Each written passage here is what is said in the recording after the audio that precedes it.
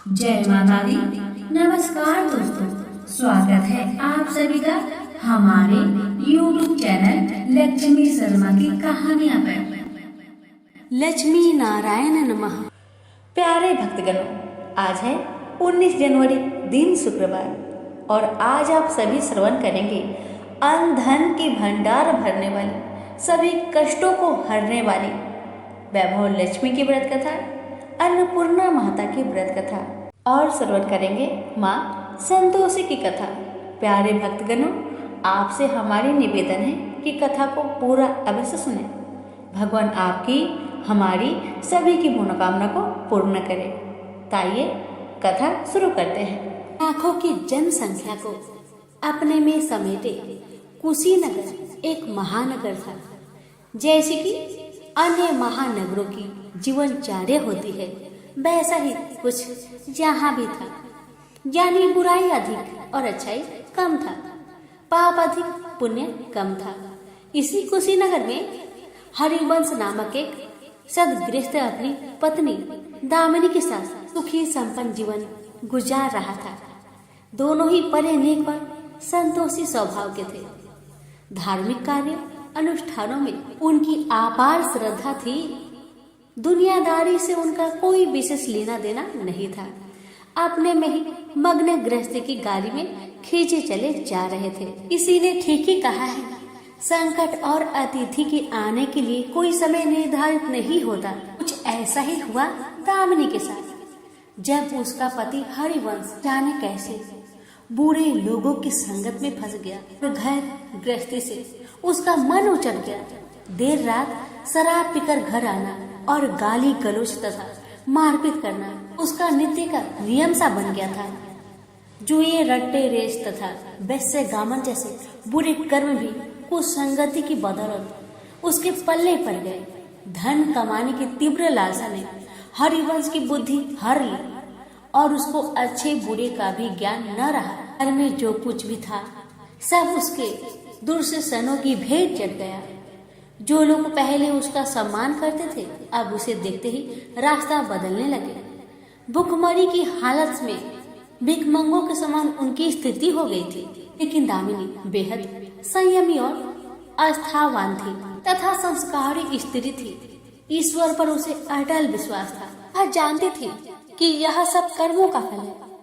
दुख के बाद सुख तो एक दिन आना ही है। इस आस्था को मन में ली वह ईश्वर भक्ति में लीन रहती और प्रार्थना करती कि उसके दुख शीघ्र ही दूर हो जाए।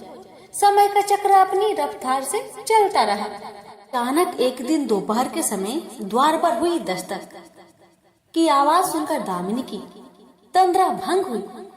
अतिथि सत्कार के भय मात्र से उसकी अंतरात्मा कांप उठी, क्योंकि घर में अन्न का एक दाना भी नहीं था जो अतिथि की सेवा में अर्पित किया जा सकता।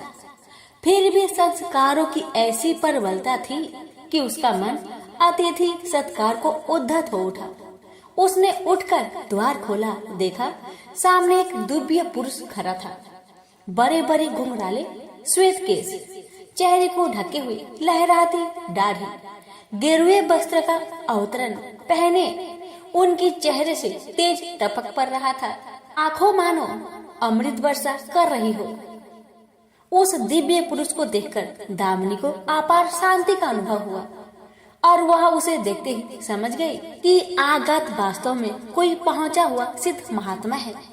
उनके मन में अतिथि के प्रति गहन श्रद्धा के भाव उमड़ पड़े और वह उसे सम्मान सहित घर के भीतर ले आई। दामिनी ने जब उसे फटे हुए आसन पर बैठाया तो वह मारे लज्जा की जमीन पे गिर सी गई। उधर वह संत पुरुष दामिनी की ओर एकटक निहारे जा रहे थे। घर में जो कुछ बचा खुचा था दामिनी ने अतिथि सेवा में अर्पित कर दिया, पर उसने इस पर कोई ध्यान नहीं दिया। वह तो बस दामिनी को यूं ही निहारे जा रहे थे, मानो उसे कुछ याद दिलाने की चेष्टा कर रहे हो। जब काफी देर तक दामिनी कुछ न बोली तो उन्होंने कहा, बेटी मुझे पहचाना नहीं क्या? उसका यह प्रश्न सुनकर दामिनी जैसे सोते से जागी और अत्यंत सकुचाते हुए मृदुल स्वर में बोली, महाराज मेरी धृष्टा को क्षमा करें, तो आप जैसे दिव्य पुरुष को मैं पहचान कर भी नहीं पहचान पा रही हूँ। पारिवारिक कष्टों ने तो जैसे कि मेरी सोचने समझने की शक्ति ही छीन लिया है, लेकिन यह निश्चित है कि संकट के इस घड़ी में मुझे आप जैसे साधु पुरुष की सहारा है। तभी जैसे दामिनी को कुछ याद आया, वह उस साधु के चरणों में गिरकर बोल उठी, अब मैं आपको पहचान गई हूँ महाराज। स्नेहारूपी अमृत की वर्षा करने वाले अपने शुभ चिंतक को कोई कैसे भूल सकता है भला। वास्तव में वह साधु मंदिर की राह के मध्य में बनी अपनी कुटिया के बाहर बट वृक्ष के नीचे बैठ साधना किया करते थे और मंदिर आने जाने वालों सभी श्रद्धालुओं से प्रणाम करके स्वयं को कृतार्थ अनुभव करते थे। दामिनी भी उनमें से एक थी। जब पिछले काफी दिनों से उसने उसे मंदिर की ओर आते जाते नहीं देखा तो उसकी कुशल क्षेम जानने के लिए पूछताछ करते हुए उसके घर की ओर आ निकले थे। हमने अभी अपनी सोच में ही डूबी हुई थी कि साधु महाराज ने मौन भंग किया। क्या कारण है पुत्री, तू आजकल मंदिर आती जाती दिखाई नहीं पड़ती? मुझे क्या कष्ट है बता, शायद मैं तेरी कुछ सहायता कर सकूं। व्यक्ति के दुखों के बोझ तले दबा हो तो ऐसे में सहानुभूति के दो काफी बोल काफी होते हैं। दामिनी भी खुद पर संयम नहीं रख पाई और बिखर कर रोने लगी। तभी वह साधु वत्सल पूर्वक स्वर में बोले, मन छोटा करने की समस्या हल नहीं होती। सुख दुख तो एक गाड़ी के दो पहियों के समान है, इनका आना जाना तो जिंदगी भर लगा ही रहता है। अपना दुख किसी को बता देने से मन हल्का हो जाता है। कुछ देर चुप रहने के बाद दामिनी ने बोलना शुरू किया, महाराज सर्व सुखों से भरपूर था मेरा घर, कण कण में खुशियों का नृत्य होता था।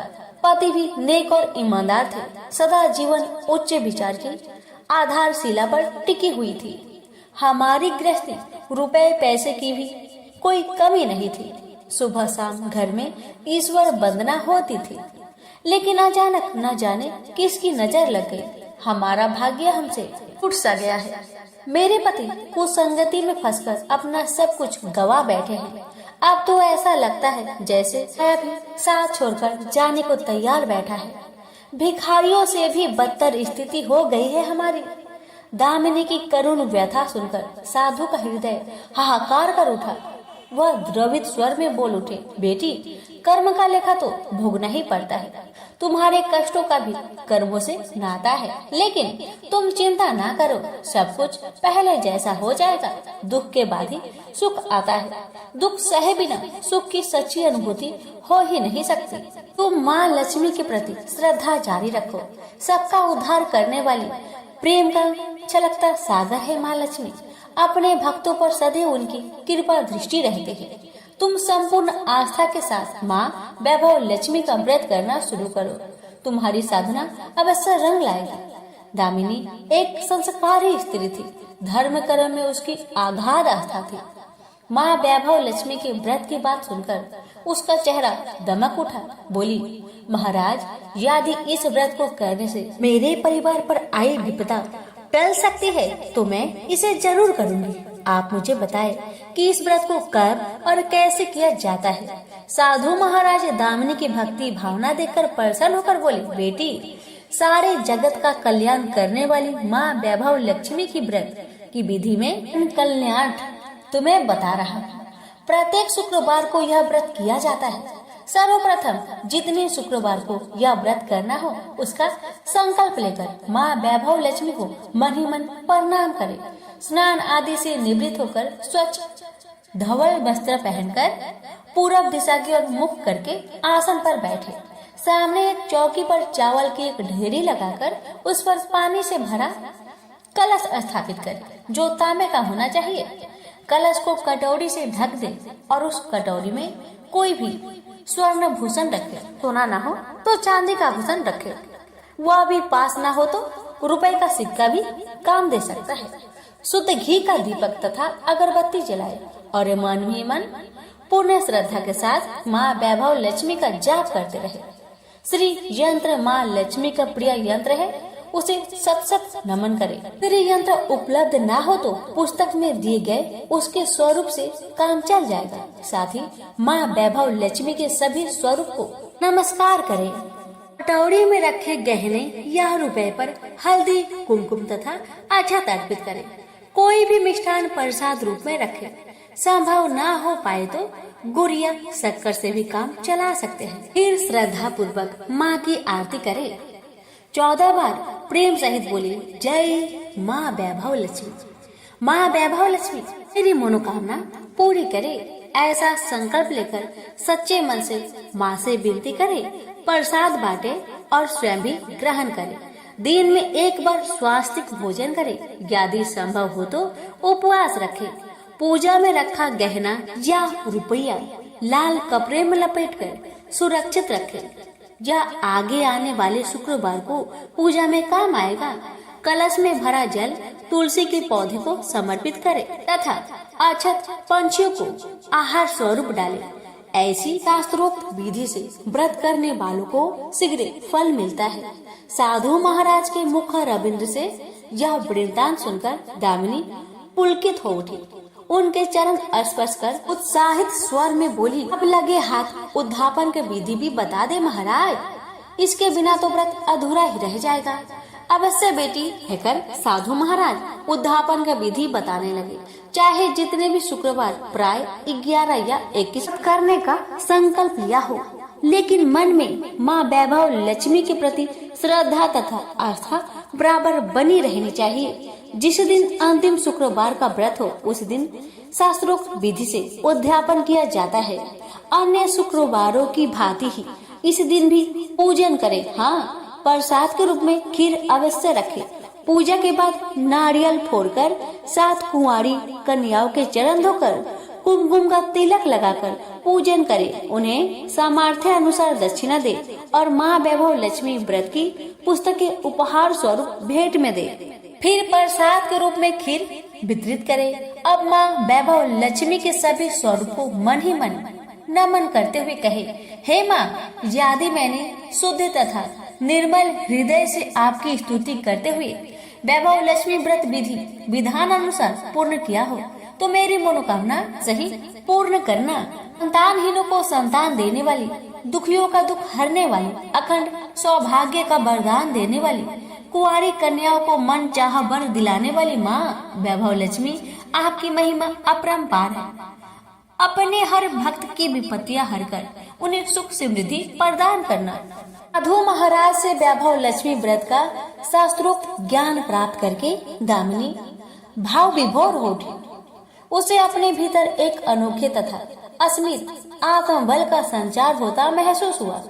उसने भी माँ वैभव लक्ष्मी के 21 व्रत आते शुक्रवार से शुरू करने का संकल्प लेकर साधु महाराज को आदर सहित विदा किया और मन ही मन माँ वैभव लक्ष्मी का स्तुति गान करने लगे। 2 दिन बाद ही शुक्रवार आ गया। उससे पहली रात दुखों के मारे दामिनी ठीक से सो भी नहीं सकी।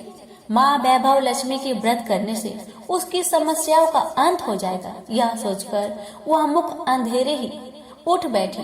स्नान आदि कर स्वच्छ वस्त्र धारण किए।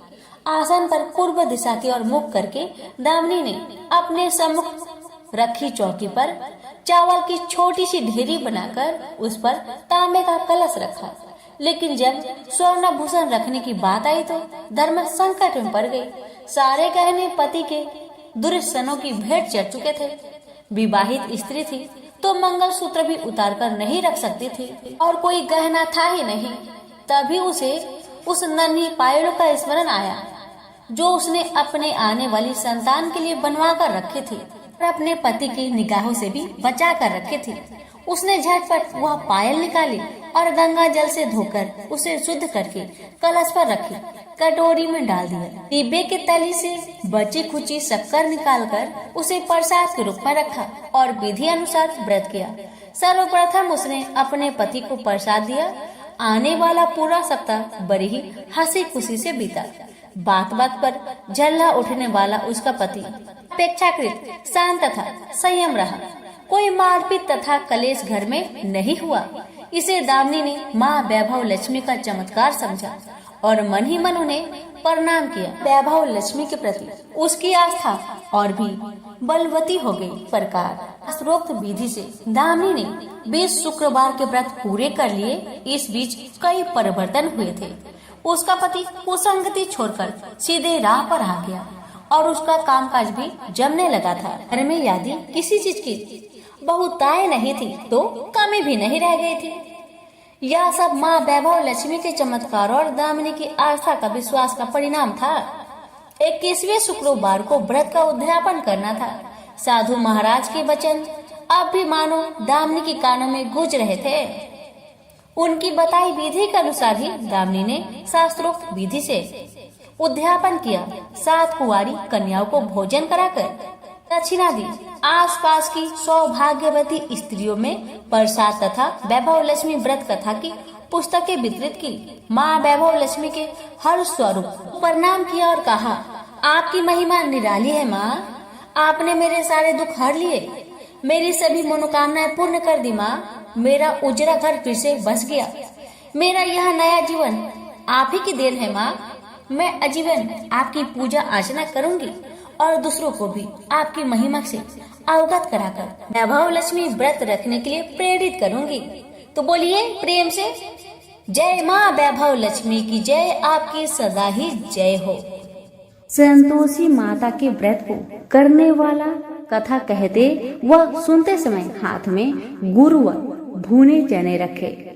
सुनने वाले संतोषी माता की जय, संतोषी माता की जय, इस प्रकार जय जयकार मुख से बोलते जाए। कथा समाप्त होने पर हाथ का गुड़ चना गौ माता को खिलाए। कलश में रखा हुआ गुड़ चना सबको प्रसाद रूप में बांटे। कथा से पहले कलश को जल से भरे, उसके ऊपर गुड़ चने से भरा कटोरा रखे। कथा समाप्त होने और आरती होने के बाद कलश के जल को घर में सब जगह पर छीर के और बचा हुआ जल तुलसी की क्यारी में डाल दे। 1.25 रुपए का गुड़ चना लेकर माता का व्रत करे। गुड़ घर में हो तो ले ले, विचार न करे, क्योंकि माता भावना की भूखी है। कम ज्यादा का कोई विचार नहीं चाहिए। जितना भी आपसे बन पड़े अर्पण करे। श्रद्धा और प्रेम से प्रसन्न मन हो व्रत करना चाहिए। व्रत के उद्यापन में 2.5 सेर खाजा, मोमन दाल पूरी, खीर चने का साग नैवेद्य रखे।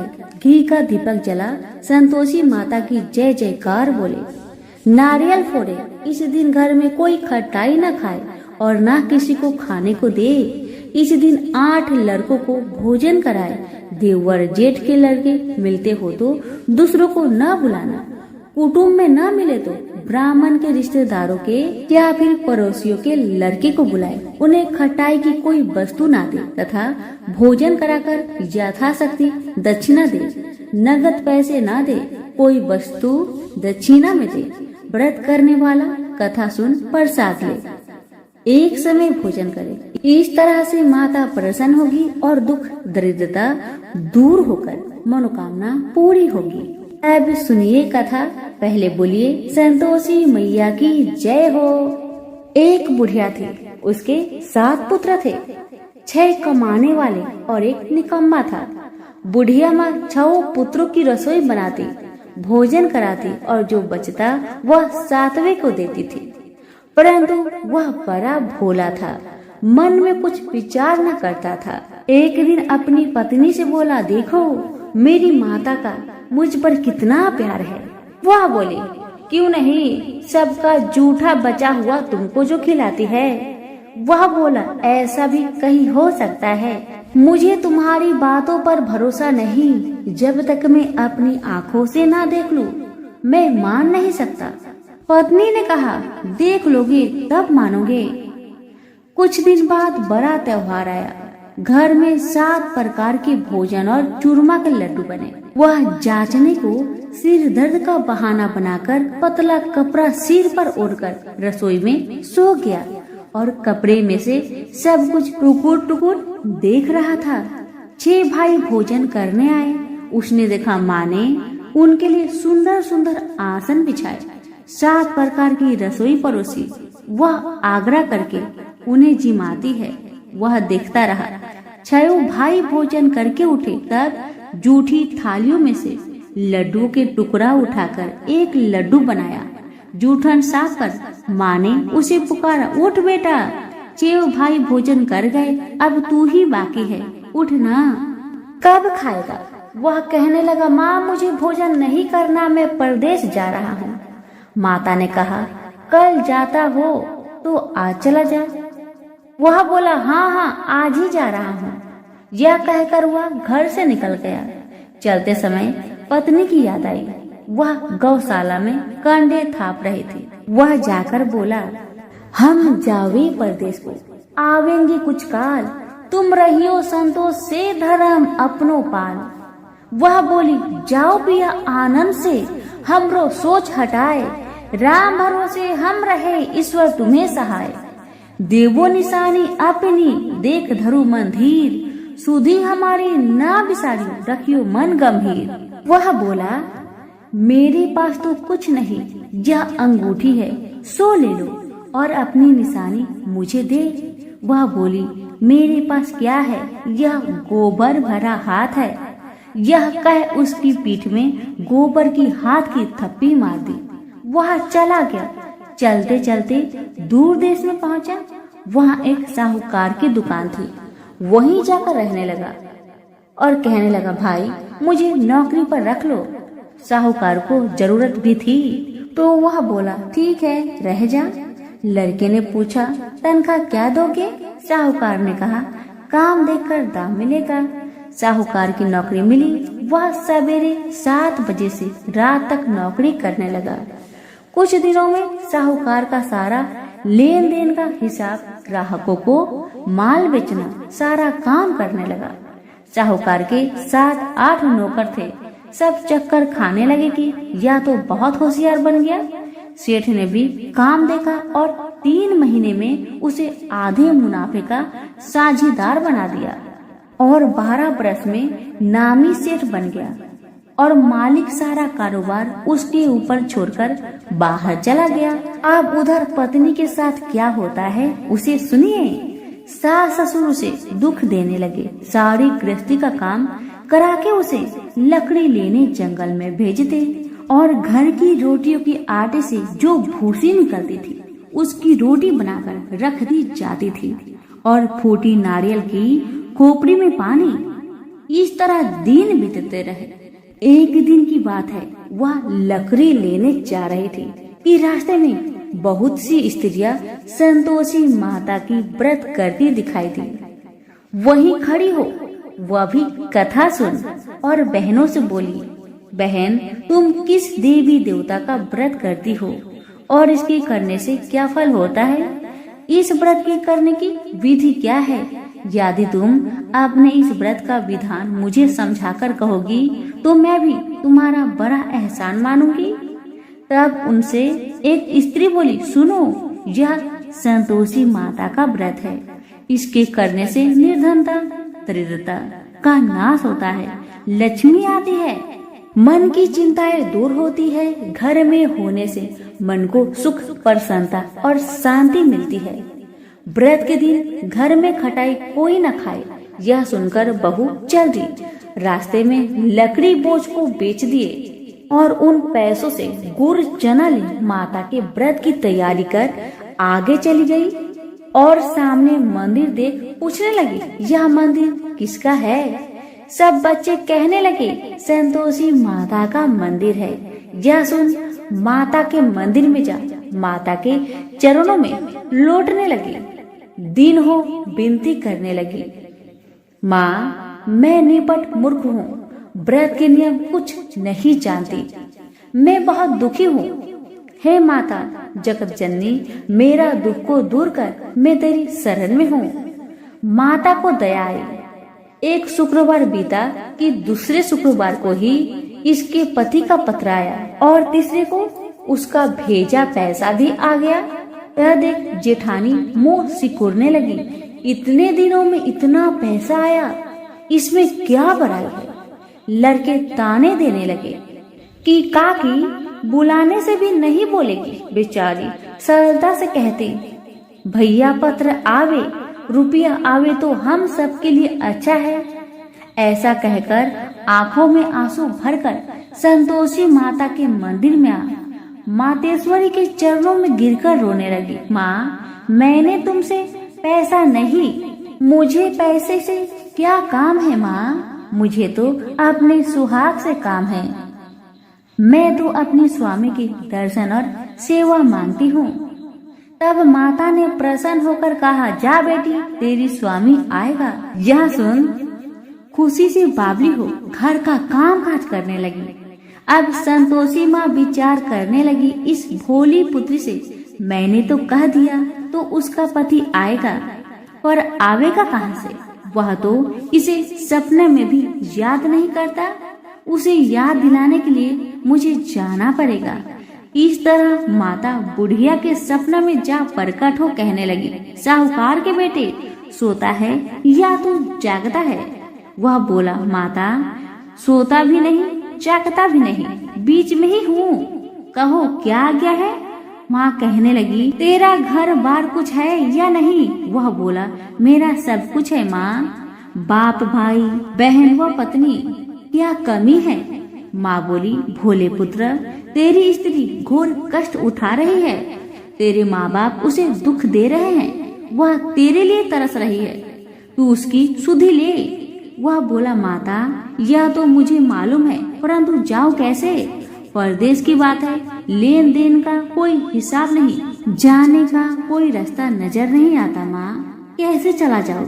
माँ कहने लगी, मेरी बात मान, सवेरे नहा धोकर माता का नाम ले, घी का दीपक जला, दंडवत कर दुकान पर बैठ जा, देखते देखते तेरा लेन देन चुक जाएगा, माल बिक जाएगा, साज होते होते धन का ढेर लग जाएगा। तब सवेरे बहुत जल्दी उठ उसने लोगों से अपने सपने की बात कही, तो वे सब उसकी बात अनसुनी कर दिल लगी उड़ाने लगे कि कहीं सपने भी सच होते हैं।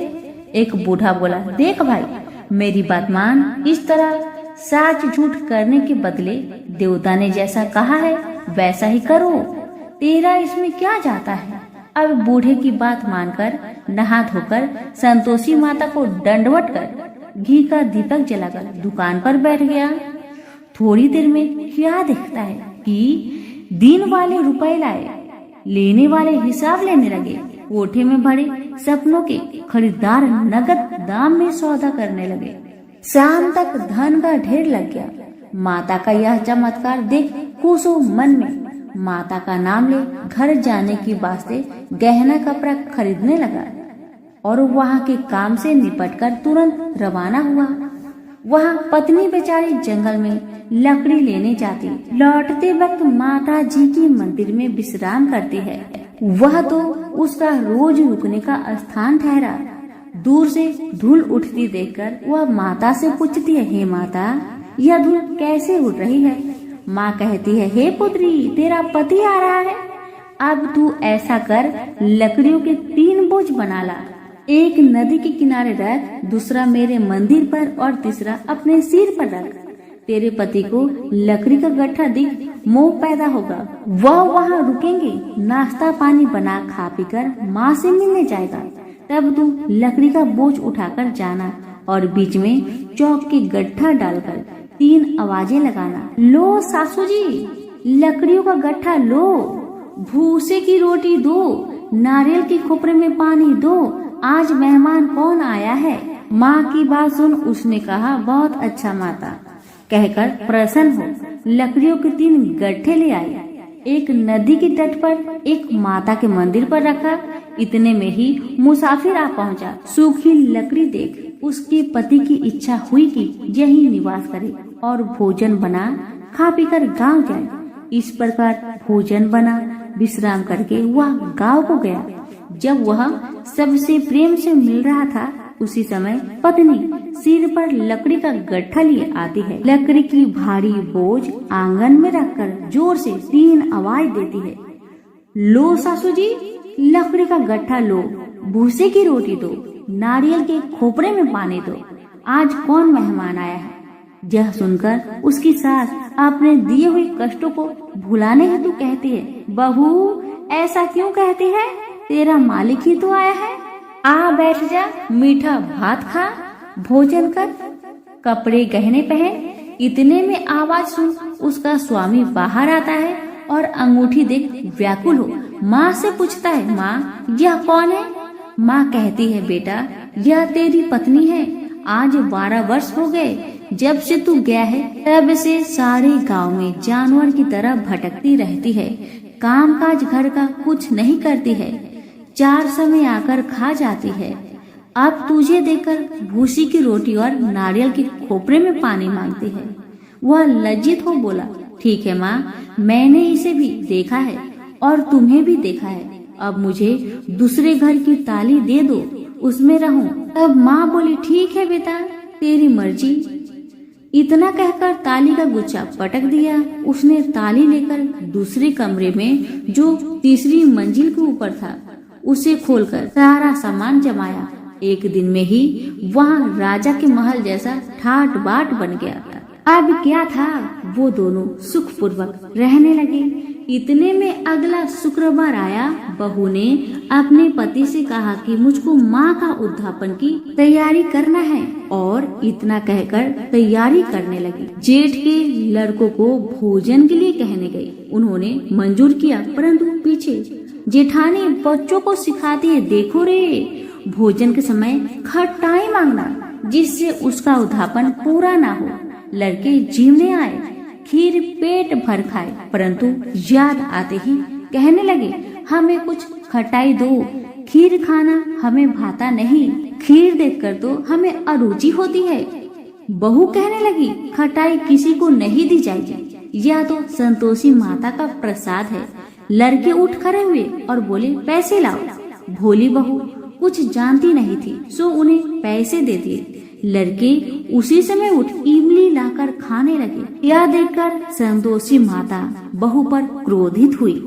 राजा के दूत उसके पति को पकड़ कर ले गए। जेठ जेठानी मन माने खोटे वचन कहने लगे। लूट लूट कर धन इकट्ठा कर लाया था, सो राजा के दूत उसको पकड़ कर ले गए। अब सब मालूम पड़ जाएगी जब जेल की मार खाएगा। बहू से वचन सहन नहीं हुए। वह रोती रोती माता के मंदिर में गई और बोली, हे माता, तुमने ये क्या किया? मुझे हंसाकर अब क्यों रुलाती हो माँ? तब माता बोली, पुत्री, तूने उद्यापन करके मेरा व्रत भंग किया, इतनी जल्दी सब बातें भुला दी। वह कहने लगी, माता, भूली तो नहीं हो, न कुछ अपराध किया है, मुझे तो लड़कों ने भूल में डाल दिया, मैंने भूल से उन्हें पैसे दे दिए, मुझे क्षमा करो माँ, मुझे क्षमा करो। माँ बोली, ऐसे कहीं भूल होती है? वह बोली, माँ मुझे माफ कर दो माँ, मैं फिर से तुम्हारा उद्यापन करूंगी। माँ बोली, अब भूल जा पुत्री, तेरा मालिक तुझे रास्ते में ही आता मिलेगा। वह घर को चली। रास्ते में उसका पति आता मिला। उसने पूछा, तुम कहाँ गए थे? तब वह कहने लगा, इतना धन जो मैं कमाया हूँ उसका टैक्स राजा ने मांगा था, वह भरने गया था। वह प्रसन्न हो बोली, भला हुआ, अब घर चलो। कुछ दिन बाद फिर शुक्रवार आया। वह बोली, मुझे माता का उद्यापन करना है। पति ने कहा, करो फिर। जेठ के लड़कों से भोजन को कहने गई। जेठानी ने 1-2 बातें सुनाई और लड़कों को सिखा दिया कि तुम पहले ही खटाई मांगने लगना। लड़के कहने लगे, हमें खीर खाना नहीं भाता, जी बिगड़ता है, कुछ खटाई खाने को देना। वह बोली, खटाई खाने को नहीं मिलेगा, खाना हो तो खाओ, अन्यथा तुम जा सकते हो। वह बेचारी ब्राह्मण के लड़कों को लाकर भोजन कराने लगी। यथाशक्ति दक्षिणा की जगह 1-1 फल उन्हें दिया। इससे संतोषी माँ प्रसन्न हुई। माता की कृपा होते ही 9वें मास उसको चंद्रमा के समान सुंदर पुत्र उत्पन्न हुआ। पुत्र को लेकर प्रतिदिन माता जी के मंदिर जाने लगी। माँ ने सोचा कि वह रोज आती है, क्यों ना मैं इसके घर चलूं, इसका आसरा देखूं तो सही। यह विचार कर माता ने भयानक रूप बनाया। गुड़ और चने से सना मुख, ऊपर सूर्य के समान होठ, उस पर मक्खियां भिनभिना रही थी। दहलीज में पांव रखते ही उसकी सास चिल्लाई, देखो रे, कोई चुड़ैल चली आ रही है। लड़कों इसे भगाओ नहीं तो किसी को खा जाएगी। लड़के डरने लगे और चिल्लाकर खिड़की बंद करने लगे। बहू रोशनदार से देख रही थी, पर संता से पागल होकर चिल्लाने लगी, आज मेरी माँ आई है, आज मेरी माँ मेरे घर को आई है। यह कहकर बच्चे को दूध पीने से हटाती है। इतने में सास का क्रोध फूट पड़ा, बोली, रांड, इसे देखकर कैसी उतावली हुई जो बच्चे को पटक दिया। इतने में माँ के प्रताप से जहाँ देखो वही लड़के ही लड़के नजर आने लगे। वह बोली, माँ जी, जिनका मैं व्रत करती हूँ यह तो वही संतोषी माता है। इतना कहा झट से सारे घर के किवाड़ खोल देती है।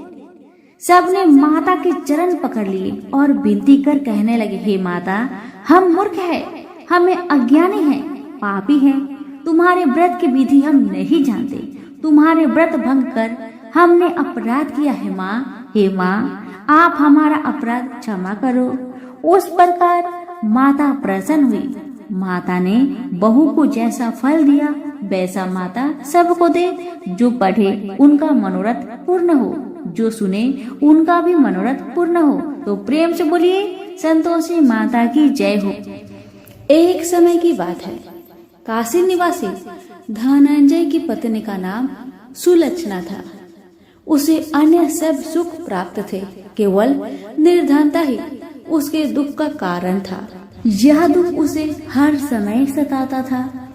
एक दिन सुलक्षणा पति से बोली, स्वामी, आप कुछ उद्यम करो तो काम चले, इस प्रकार कब तक काम चलेगा। सुलक्षणा की बात धनंजय के मन में बैठ गया और वह उसी दिन विश्वनाथ शंकर जी को प्रसन्न करने के लिए बैठ गया और कहने लगा, हे देवाधिदेव विश्वेश्वर, मुझे पूजा पाठ कुछ नहीं आता, केवल आपके भरोसे बैठा हूँ। इतनी विनती करके वह 2-3 दिन भूखा प्यासा बैठा रहा। यह देखकर भगवान शंकर ने उसके कान में अन्नपूर्णा अन्नपूर्णा अन्नपूर्णा इस प्रकार 3 बार कहा। यह कौन क्या कह गया? इसी सोच में धनंजय पड़ गया कि मंदिर से आते जाते ब्राह्मण को देखकर पूछने लगा, पंडित जी, अन्नपूर्णा कौन है?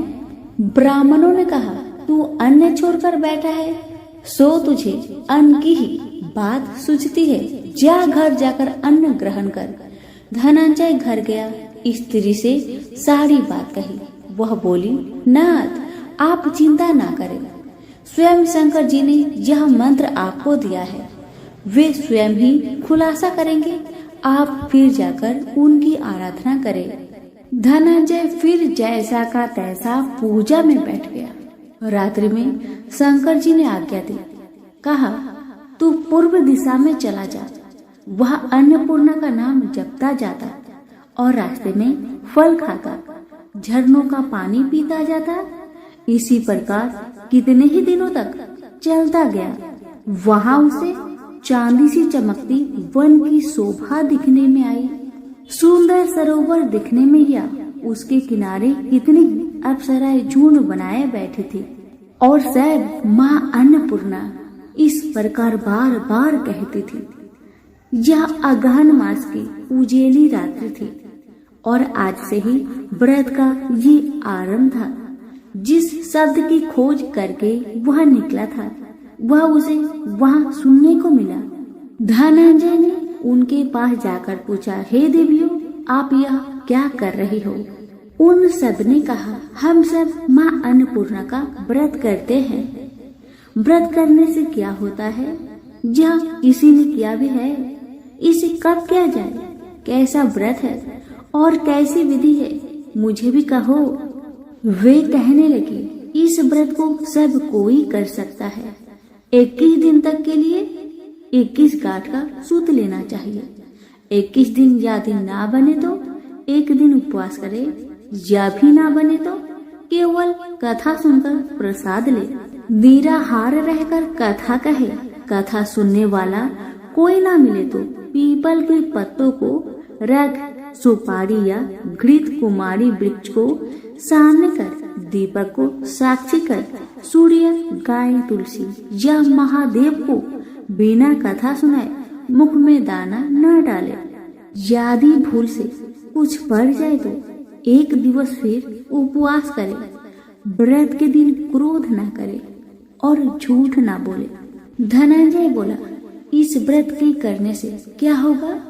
वे कहने लगी, इसके करने से अंधों को नेत्र मिले, लूलों को हाथ मिले, निर्धन के घर धन आए, बाझिन को संतान मिले, मूर्खों को विद्या आए। जो जिस कामना से व्रत करे माँ उसकी इच्छा पूरी करती है। वह कहने लगा, बहनों, मेरे भी धन नहीं है, विद्या नहीं है, कुछ भी तो नहीं है। मैं तो दुखिया ब्राह्मण हूँ, मुझे इस व्रत का सूत दोगी? हाँ भाई, तेरा कल्याण हो, तुझे देगी। ले, इस व्रत का मंगल सूत्र ले। धनंजय ने व्रत किया। व्रत पूरा हुआ तभी सरोवर में से 21 खंड की स्वर्ण सीढ़ी हीरा मोती जड़ी प्रकट हुई। धनंजय जय अन्नपूर्णा अन्नपूर्णा कहता जाता था। इस प्रकार कितनी ही सीढ़ियां उतर गया तो क्या दिखता है कि करोड़ों सूर्य से प्रकाशमान अन्नपूर्णा माँ का मंदिर है।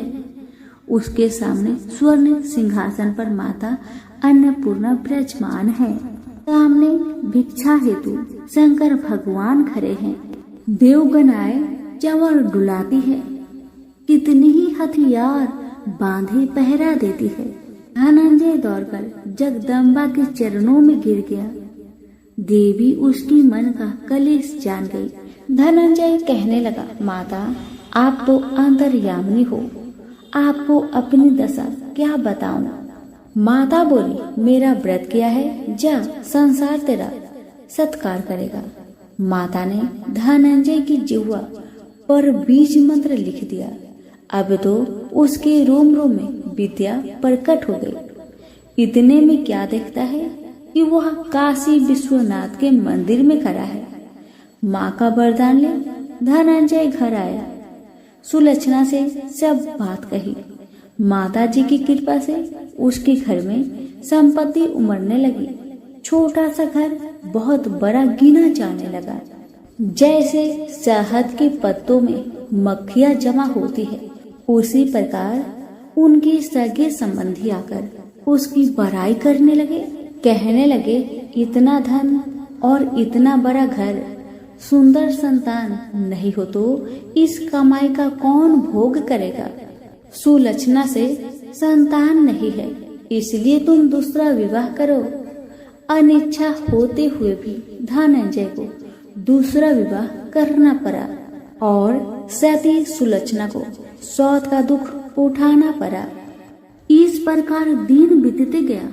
फिर अगहन मास आया।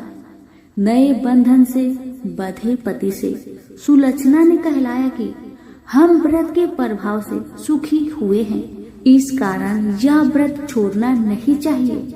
यह माता जी का प्रताप है जो हम इतने संपन्न और सुखी है। सुलक्षणा की बात सुन धनंजय उसके यहाँ आया और व्रत में बैठ गया। नई बहू को इस व्रत की खबर नहीं थी। वह धनंजय के आने की राह देख रही थी। दिन बीतते गए और व्रत पूर्ण होने में 3 दिवस बाकी थे कि नई बहू को खबर पड़ी।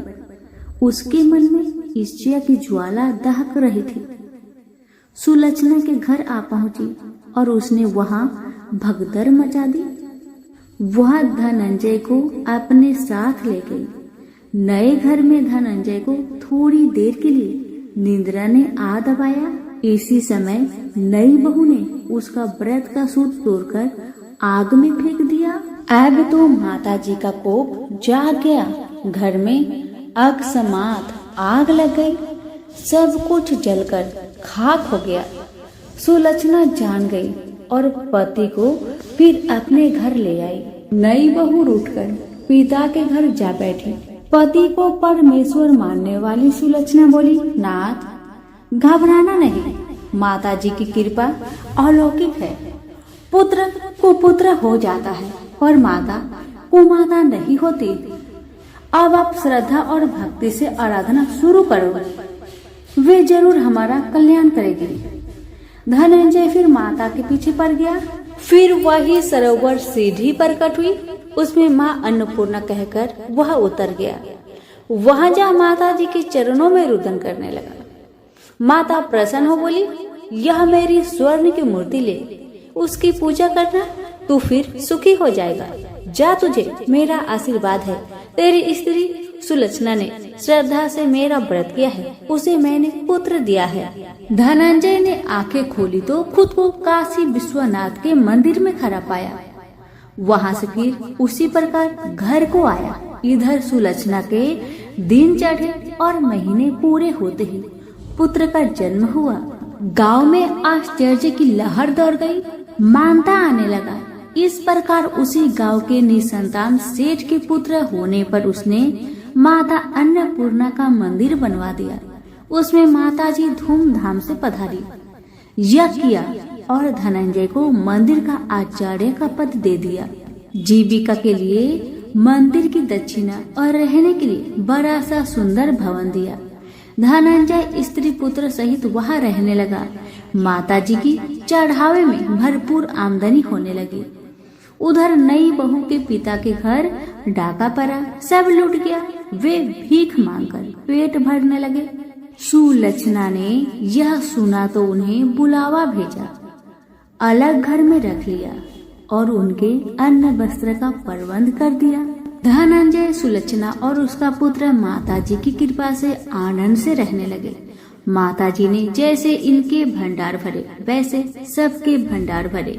प्रेम से बोलिए अन्नपूर्णा माता की जय हो।